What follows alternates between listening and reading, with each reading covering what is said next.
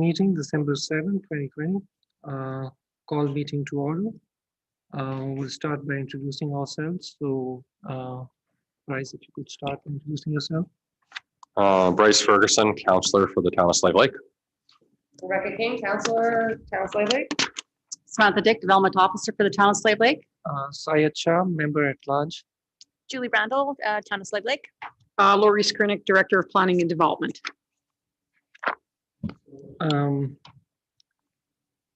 Adoption of agenda items.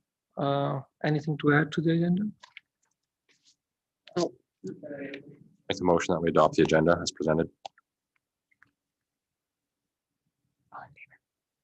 So minutes of previous meeting, November 2nd. We have to vote on Okay. Can I have a vote? that. I'll Called. Those in favor? Call the question. Those in favor, please. Awesome, there we go. Thank Good you. job. Minutes of previous meeting, November 2nd, 2020. Anything to add there? Any comments? Anything? Can I have a motion for that one? I'll do the motion. You do the motion? Sure. Okay. Those in favor?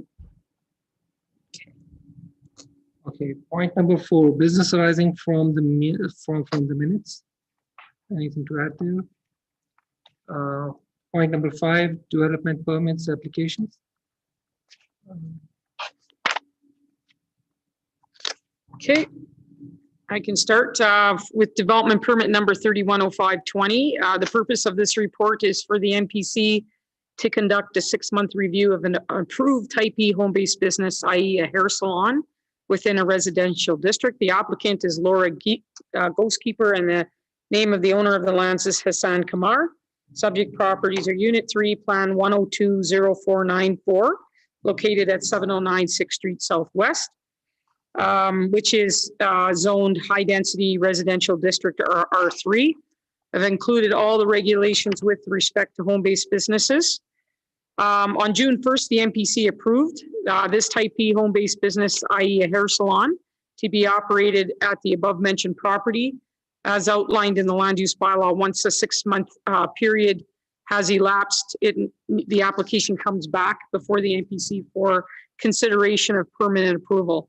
To date, the planning department, has received no written or verbal complaints with respect to this home-based business. With respect to our recommendation, the proposed business meets with the requirements of the land use bylaw and policy statements in our municipal development plan regarding supporting local business and providing opportunities to grow and diversify business. Finally, there have been no concerns or complaints received. As such, the planning department has no concerns and is recommending that the MPC give permanent approval to Type E home-based business 0320 hair salon for Lord Ghostkeeper.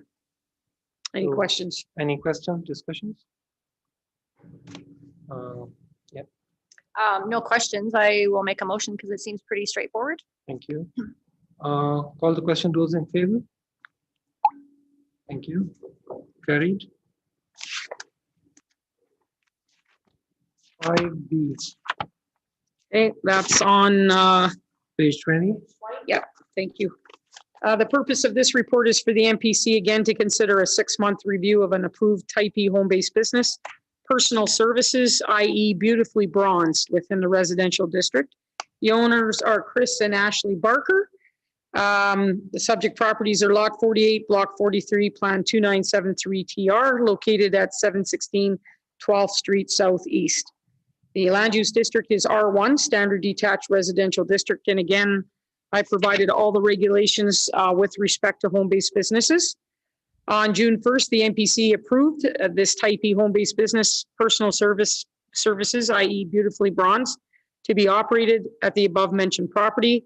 As outlined in the land use bylaw, the 6-month review period has elapsed, and this application must be considered for permanent approval by the MPC.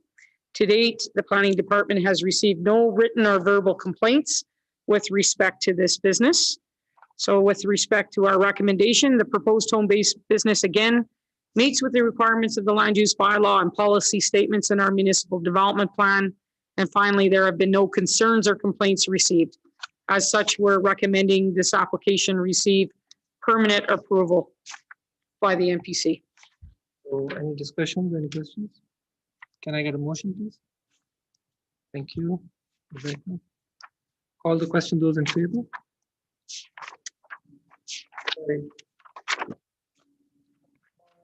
Page number 35, please. So the purpose of this report is for the MPC to consider an application for a detached garage, including variances to the side yard, the rear yard, and the maximum height in an R1 standard detached residential district. The applicants and owners are Candace Anos Dietz and Cody Dietz. And the proposal is that the NPC consider an application for a detached garage, including variances to side yard, rear yard, and variances to the maximum height. This is on lot 26, block 19, plan 2497 NY at 416 5th Street Northeast in the R1 standard detached residential district. I've given you all of the regulations with regards to development for accessory structures and the variance limits for the Municipal Planning Commission.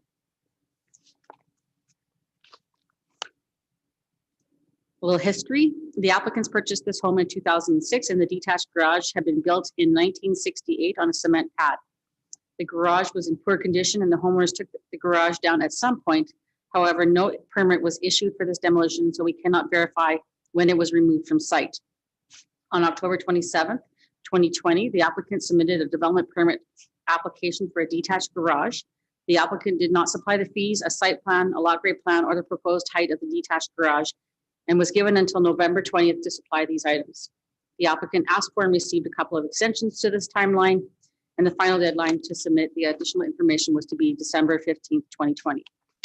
On December 2nd, a neighbor contacted the planning department to verify that the applicant had a permit to be building. The caller indicated that the accessory structure appeared to be very tall, and upon hearing that no permit had been yet issued, the neighbor contacted the peace officers. We've left it in their hands. According to this application, the site plan submitted on December 3rd indicates that the side yard setback of the detached garage is 4 feet. She tells us that she measured from the fence to the garage. However, according to the measurements that Mr. Muellum supplied along with the lot grade plan, the side yard setback is 0.75 meters and 0.77 meters. So in accordance with section 55, an accessory residential building shall maintain a minimum side yard of 1 meter or 3.3 feet. And as such, the side yard setback requires a 25% variance. The land use bylaw provides the MPC with variance powers of up to 40% for side yard setbacks. Ms. Anos Dietz did not supply a rear yard setback for her site plan. However, Mr. Muellum noted that the rear yard setback of the garage measured at 1.82 meters and 5.87 meters to the rear lane. In accordance with section 55, where the overhead garage doors face a lane, the minimum rear yard setback is 5 meters. Further, in accordance with section 38(9), driveways accessing lanes shall be developed to a minimum depth of 5 meters. As such, a 64% variance for the rear yard setback from the lane is required. The land use bylaw provides the MPC with variance powers of up to 30% for rear yards. On the submitted site plan, Ms. Anos Dietz indicated that she measured the garage at the peak to be 16 feet high, but submitted a 16.5 feet as the final height of the garage to account for finishing. As section 65 of the land use bylaw only allows for accessory structures to be a maximum of 15 feet in height, a 10% variance is required. That said, the land use bylaw does not provide the MPC any variance powers to the height of buildings. As the variances requested are larger than the Municipal Planning Commission can approve, the Planning Department feels that the requested variances must be refused. The applicant will then have the option to appeal the decision to the Subdivision Development and Appeal Board. And as motions must be in the positive, we have provided a positive motion for with standard conditions. If the MPC agrees with the recommendation of administration, the motion will be defeated. So discussions. I have a question. So Sure. I drove by the property today and I noticed, so it is an existing cement pad. Yeah. So when we're talking about the measurements, is it from the structure or is it from the cement pad? It's from the wall of the structure. Wall of the structure? Yes. Okay. And then so to be clear, when we're looking at this, there's one that we do have the variance powers on, but 2 that we don't, right? How that works though, if if it's decided or agreed by the MPC that your authority to issue the variances, or that you don't have the authority to issue the variances. Yeah. That exceed your power, the entire application goes to the appeal board. So you can't split some of the decision that's within your power and let the SDAB make the rest. Okay. So if you can't make any, or one, you can't make any, so it all goes forward. Thank you for that clarification. And then so, just for the benefit of anybody listening, so what's the process if there's an existing structure, you tear it down, and then you want to build another structure? Can you play through that process? Sure. So if there's an existing structure and you want to tear it down, you should be coming to the planning department and getting a demolition permit. Okay. And giving us a plan of demolition and how, because there can be asbestos in some of these old buildings. Okay. So that should be all dealt with. Secondly, then when you want to rebuild, make sure that you have the proper sight lines and setbacks. And then apply for your permit through the town of Slave Lake. Supplying a site plan that hopefully has measurements done by a surveyor, because they're more accurate than if you go out there and measure, because you can't be for sure where your property line is unless you're a surveyor. Okay. So in other words, just because something was there in the past doesn't mean that you don't need a development permit. You still need a development permit. Exactly. Yes. Thank you. So what happens now if this were to be defeated and is it completely completed? I didn't drive by it. Basically, sorry, they've been informed to stop construction Yes. police until officers stop. a decision is rendered on their permit. Okay, so it's half built. It's partly, The stick build is like 3/4 up. framed. Yeah, partially. Three-quarters? framed, I was gonna say, I have not been by there to see, so I have no comment to make on that. A quarter, half built, whatever. Mhm. So if this were to be defeated, it goes right to SDAB, right? If they appeal, yeah, which I expect they would. Right, Yeah. okay. Yeah, They've already. okay, and then made there's that a indication. fee for that. Mhm. Did they ever pay the fee for this? Yeah, it wouldn't be here if they hadn't. Okay, okay, so they, and then they have been informed of the. They've been the informed process? of the process and of what the fees will be going to the SDAB, and have indicated willingness to pay those fees and get the application moving forward. So they're aware that this is not within our powers to approve. Okay. Sorry, one more question. So what happens if, even if the SDAB decides that the building can't stay like that? So they're gonna have to You have to take it down. take down. They would, Yeah. yeah. Okay, Any questions? We are looking for a motion in conformity to the recommendations. Yeah, basically, if it's the intent of the MPC to defeat the motion, you make the motion in positive and then Yes. vote against it. I'll make that motion as read there on page 37. Okay, so call the question. All those in favor? Those against, Those against? Okay. defeated. Okay. For 5C, page number 55. please. So the purpose of this report is for the Municipal Planning Commission to consider the application for an occupying space for a restaurant, food service only at 603 6th Avenue Southeast, located on Lot 31, Block 41, Plan 0424627 in the C4 Neighborhood Commercial District. The name of the applicant is Omar Amari. The landowners is 1303886 Alberta Limited.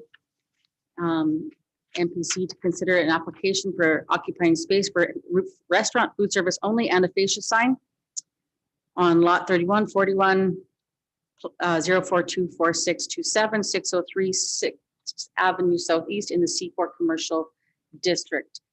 I've given you the regulations here for definitions of the restaurant food service only. The regulations of it must be, is a discretionary use in the C4 district. And then the applicant is wanting to open a donair shop in the empty space in the east side convenience store building. He'll be finishing out the space so that it can be used for a restaurant, and attached to this application is a rendering for his proposal of the restaurant. He says he will have 24 seats within the restaurant, which will require 9 parking stalls 6 for patrons, 3 for employees. And according to the submitted parking plan, he has enough spaces. And according to section 90 of the land use bylaw, there are several requirements for a commercial business in the C4 neighborhood commercial district.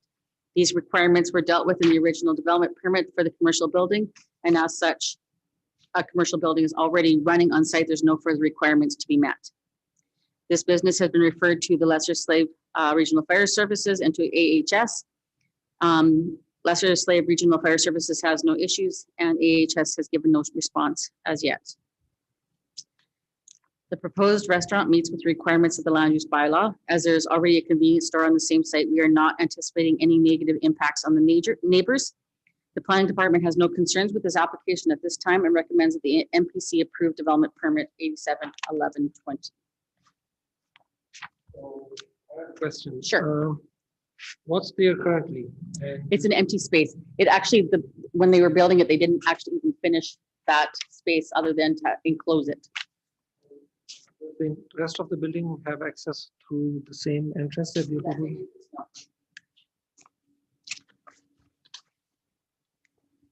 Any other questions? Call the question. Those in favor, please. Need to make a motion. Yeah. Sure. You're gonna make a motion? Okay. Call the question. All those in favor, please. Thank you.